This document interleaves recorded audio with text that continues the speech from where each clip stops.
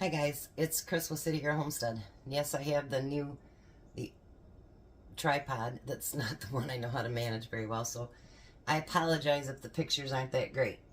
Anyways, so today's canning project is going to be, some people could call it rebling. I don't. I've canned ham before.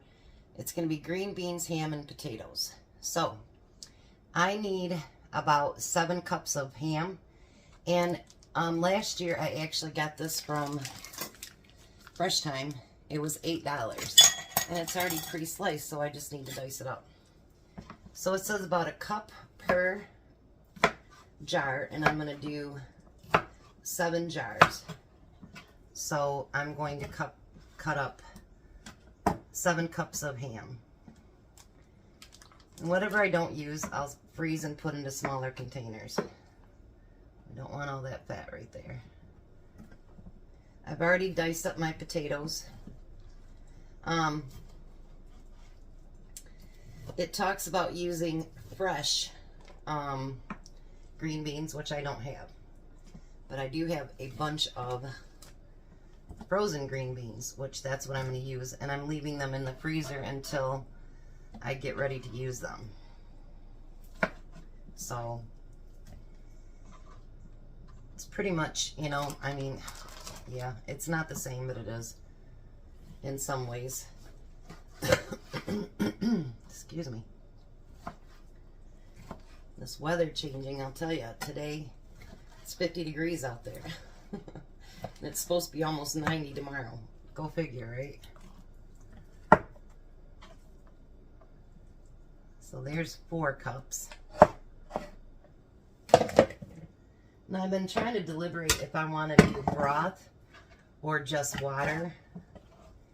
And I'm leaning more towards just water. Because when you make this meal, who knows what you want to do with it. You know what I mean? And if you're going to make automatically gravy, I'd say to add the broth. That's probably a great idea. But if you're not going to make gravy, then broth is kind of pointless. So I've been leaning more towards water. You can do either. Do whatever you want that's best for you. All right, that's a little bit more than 7 cups, but that's all right. Put that in there. All right, I'm going to get this last bit put in a package, and then I'll be right back and we'll get started. All right, so I don't know if I'm going to do as many green beans as they ask for because I don't know if I have enough. So anyways, it says to add a cup of green beans in every jar. I'm going to fill all these. That's why the canner's over there. I'm going to do everything first, then I'll go back and fill them with water, clean them, all that good stuff.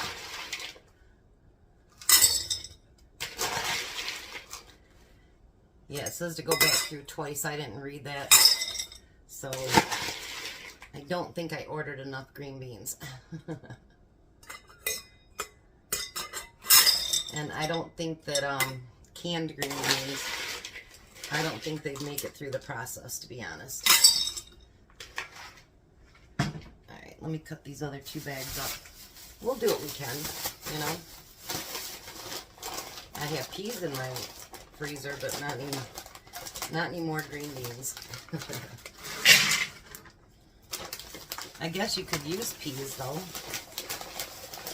or carrots or green, you know, whatever you want to put in there. But I think green beans go good with ham and with potatoes and stuff. So then it says to put in a 1/2 cup of ham, which we'll do that too.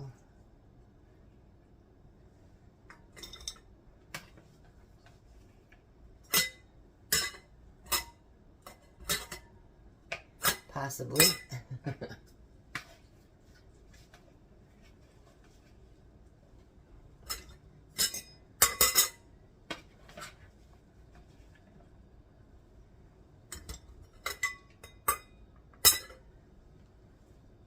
Maybe I won't have enough of the ham cut up either.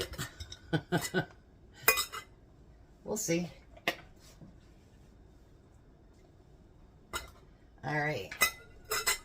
Then we need a half a cup of the potatoes. And you know what? We'll fill it the way that it comes, you know.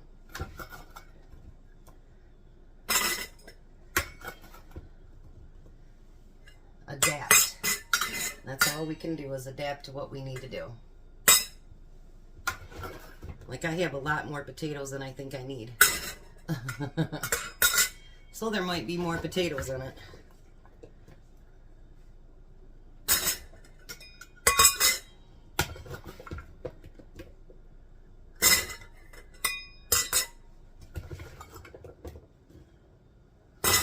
Alright, so now I'm going to go back through and do a second layer, and then I'll be back because I don't think you guys need to watch that. Alright, so I went through and I debubbled all of them. And actually I could get more potatoes in there once I did that. So, make sure that you clean these rims really, really, really good because you know ham is very fat. You can add salt if you want. I'm not going to because ham already has enough salt in it, if you ask me. So make sure you wash those rims really, really good.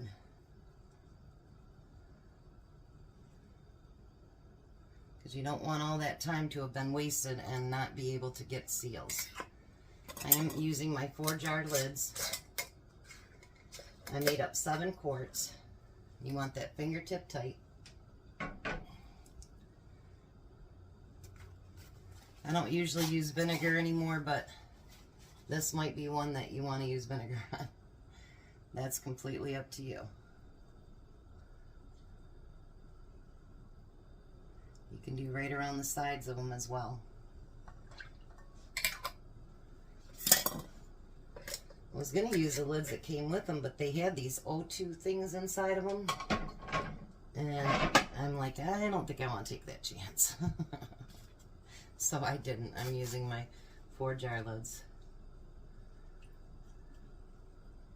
Been waiting for Little Dusties to come out with some more jars, and they haven't had any.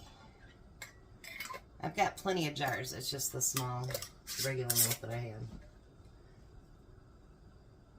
have. And I really wanted to stick to the wide mouth for meat and some of the meals because it just comes out so much easier.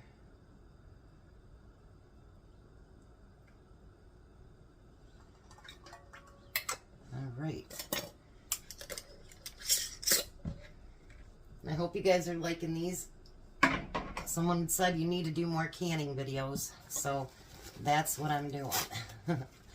I like to make you guys happy too. And I know that, like, it's not just my channel, because I heard something, is it Living Homestead channel? I'm not sure what it is. But they were reminding their people to check to make sure that they were still subscribed. And they're a big, big channel. And they're having that issue too. So if you could check, make sure you're subscribed. Hit that button, so that bell icon, so that you get notified every time I do a video. They must be just doing their purging again. You know, it's like, to me, it's like canceling car insurance just because you haven't filed a claim. You know what I mean? Or, you know, you canceled your house insurance because you haven't used it. You know, I mean, I just don't think that's for them to decide. Because there's people that could be sick, they could be on vacation, whatever, you know, and just because they haven't watched in the last month or so does not mean that they're not going to. Alrighty, so there's my 7 quarts. That's what my canner will fit.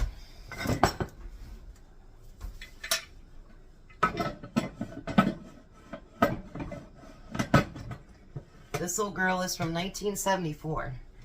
Actually, I got her at Little Dusty's. It was my first pressure canner, and I think I paid $14 for her or something. But anyways, I love her. She is done a lot of canning. I had to get a new ring for her, which actually cost more than I paid for the canner. But with my back, it's really hard to maneuver the other ones, the big ones and whatever. And with her, I can maneuver her just fine on my own. So it gives me that independence, kind of like the steam canner does. And she just works so good. I love it. And so she's old. That's okay. The rest of the potatoes that I had, I did use up all the green beans and the ham. The rest of the potatoes, there wasn't that many. I have boiling over there. And I'm just going to make up some mashed potatoes with it because Tom loves mashed potatoes. He'll eat them anytime. So I'll just make him up some mashed potatoes. So now we're going to wait for that to come to a steam through the vent hole for 10 minutes. I know you guys hear this every time, but there could be new people and they want to know too. And once it steams for 10 minutes, I'll put that jiggler on. Once it starts going,